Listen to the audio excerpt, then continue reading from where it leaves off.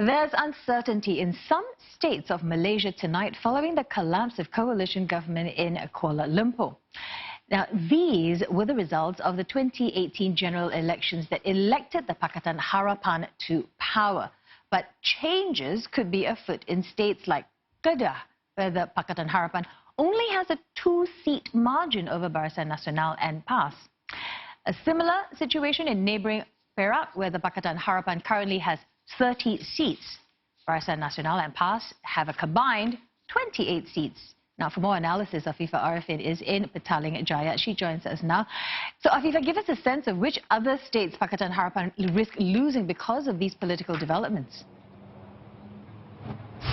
That's right. Well, it is very likely with all these recent political realignments at the federal level that could seep into the state level as well. So we are expecting a change in leadership or alliances at the several states or several state governments. So traditionally, the stronghold states will remain the same. So this means that states like Selangor and Penang will continue to be under Pakatan Harapan.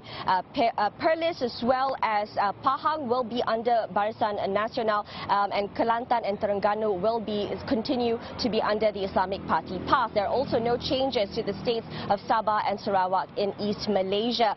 At this point in time, however, we do know that the state of Malacca, for example, has fallen. Its chief minister earlier this afternoon has bid farewell to his team, and several members of the state exco has said that the Pakatan Harapan-led state government no longer commands the majority in the state legislative assembly. And as you said, you know, the future of several other states such as Kedah, Negeri Sembilan as well as Perak is still up in the air. These states were won by the Pakatan Harapan government back in the 2018 elections. But with all the defections going on, the future of the state governments, or whether there could be a new government formed in those states, is really uncertain at this point in time. Now, even in Johor, we are hearing that there is a hung government, which means that there is an equal number of MPs or assemblymen on both sides of the political spectrum. Now, Johor's Barisan Nasional chief earlier today said that they are confident of forming a new state government after defections from some assemblymen from PKR and Amanah. And he said once this is confirmed, they will be meeting with the Sultan of Johor on Friday. Afifa, the Presidential Council meeting is taking place shortly. What should we expect from that? Well, actually, the Presidential Council meeting of the leaders from the remaining party of Pakatan Harapan has ended. It was supposed to start later this evening, but the leaders had met much earlier this afternoon. It was a very serious and solemn meeting. It was closed door inside the PKR headquarters. In fact, when the leaders came, the media, we asked them what they will be discussing about. All of them kept very mum about it, just giving very vague answers, saying that we will discuss the future of the party and what's going to happen tomorrow. We do know that the special meeting comes after the interim Prime Minister Dr. Mahathir had a meeting with all the leaders from all the parties across the political spectrum earlier this morning. Now, even when the leaders left, including PKR President Anwar Ibrahim as well as DAP Chief Lim Guan Eng, the media surrounded them, but they did not say anything at all. So again, you know, things have been very fluid, and it's quite unusual that these leaders are not speaking to the media, but that's something that we will have to continue to monitor to find out. Afifa, opposition party UMNO, they also held a news conference. You know, what was said in that news conference?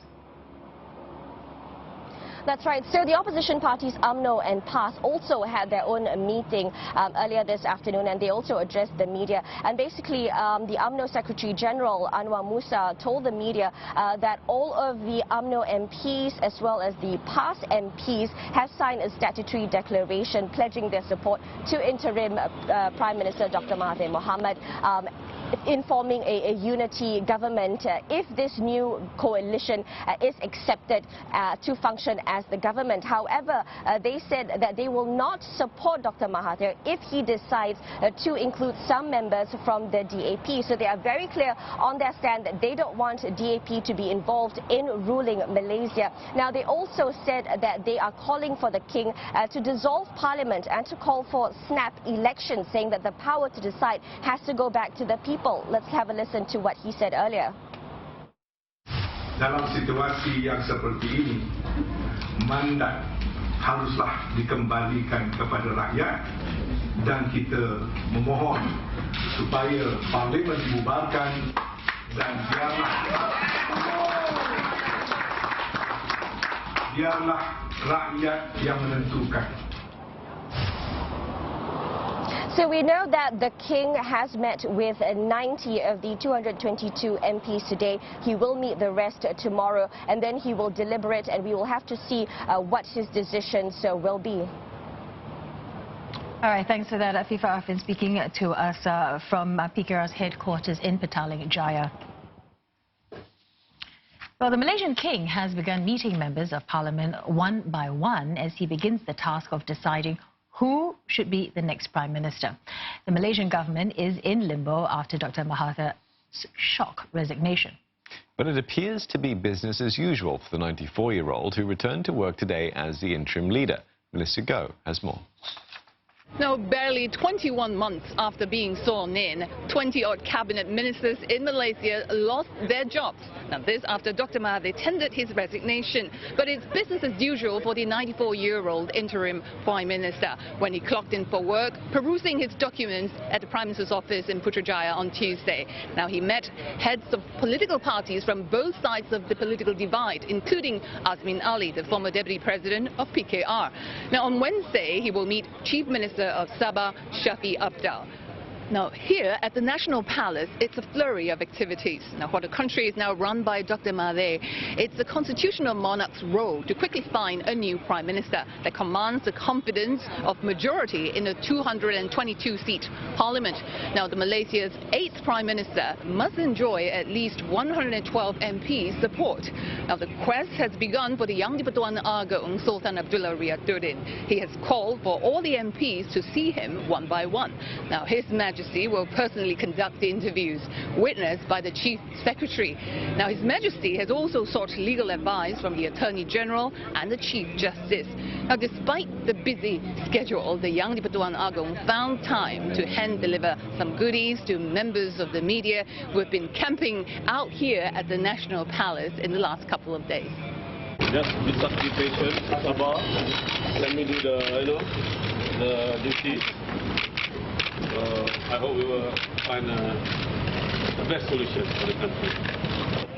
Now, among the first few MPs to arrive at the palace include former UMNO Minister Hishamuddin Hussein from the ex-ruling party and MPs from opposition Islamic Party PAS. Now, 90 lawmakers are lined up for Tuesday and the rest 131 on Wednesday. Now, as of Tuesday, 18 lawmakers from Sarawak have openly supported Dr. Mahathir as the Prime Minister, while former Deputy PKR President Azmin Ali and 10 MPs want Dr. Mahathir to go full term. Setiap orang dalam 2-3 minit. Apa antara yang ditanyakan tu? Tak ada barang saja untuk kita sign. Now, the King has urged all sides to be patient in the meantime. The results may be unveiled, sources say, as early as this week. Melissa Goh, CNA at the National Palace, Kuala Lumpur.